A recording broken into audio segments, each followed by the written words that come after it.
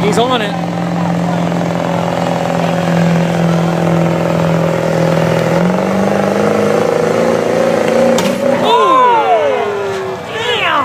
Was that a drive shaft or rear end? Rear end. That looked like. Had a good run going there. 210 feet 9 That's a rear end. 210 feet 9 inches for David Westcoat out of Spartansburg. Looks like he broke a drive shaft. That's a rear end. Just trying to traumatize them.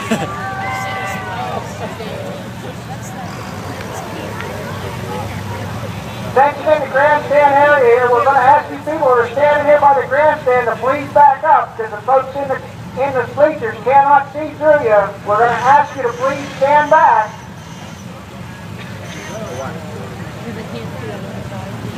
It might be just a drive shaft. It looks like it's laying downward. I know. Throw it in the back. There's some bolts. Forward driver, good go. It isn't full right now, huh?